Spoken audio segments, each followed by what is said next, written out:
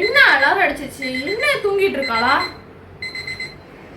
மகளே மகளே எந்திரிமா, அலாரம் அடிச்சிருச்சு, மணி 4 ஆச்சு. எந்திரிச்சு படிக்கணுமா இல்லையா? எக்ஸாமா இல்லையா? இன்னும் தூங்கிட்டு இருந்தா என்ன பண்றது? ரொம்ப சலிச்சுக்காத. உனக்கு தானே படிக்கிற, எனக்கு படிக்கிற மாதிரி சலிச்சுக்கிற. எந்திரிச்சு படி, எந்திரி.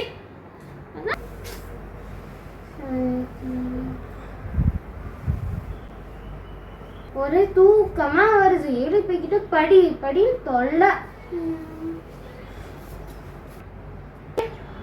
தூக்கத்துல எழுப்பி விட்டு படி படி படி.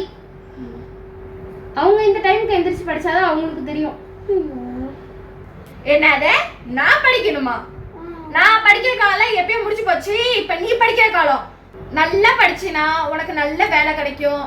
அது இல்லாம நீ உனக்கு ஒசரம் தான் படிக்கிற, எனக்கு ஒசரம் படிக்கல. படிச்சினா நல்லா படிச்சினா உன் பேர்ல தான் உனக்கு சர்டிபிகேட் கிடைக்கும். ஏன்னா என் பேர்ல கிடைக்க போறது இல்ல.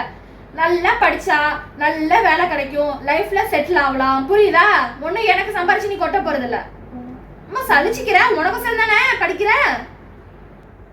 ஐயோ டைம் ஆகுது, எக்ஸாம்க்கு படிக்கணும். அமைதியாங்கம்மா.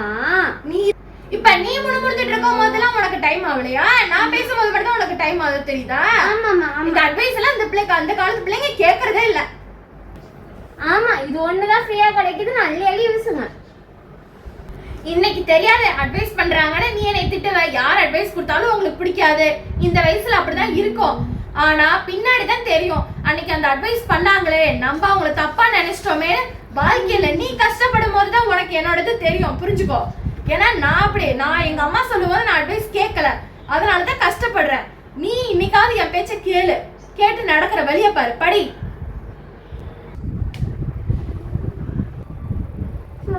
இந்த ஸ்பீக்கர் தான் ஆன் பண்ணியாச்சு. இந்த ஸ்பீக்கரை எப்படிதான் ஆன் பண்றதோ. என்னமோ பண்ணு. படிச்சா படி, படிக்காட்டி போ. உன்னால படிக்க முடியலன்னா சொல்லு, 4 ஆடு மாடு வாங்கி தரேன், போய் மேய். அதுவும் மேய்க்க உனக்கு லாய்க்கு இல்லையா? சொல்லு. கிச்சன்ல 10 பாத்திரம் தேய்ச்சி வீட்லயே கடை. சரி சரி, நான் நல்லா படிச்சு நல்ல மார்க் எடுக்கிறேன். நீங்க கொஞ்சம் அமைதியா அங்க போய் ஃப்ரீயா உட்காருங்களேன். என் காதுலயே சீ வருது. எப்படியோ போய் தொலை. எனக்கும் வேலை இருக்கு. நானும் அந்த வேலையை விட்டுட்டு நீ படிக்கிறமே நீங்க வந்து உட்காந்துருக்கேன். நீ ரொம்ப ஓவரா பிகு பண்ணிக்கிற. என்னமோ பண்ணு. படிச்சா படி, படிக்காட்டி போ.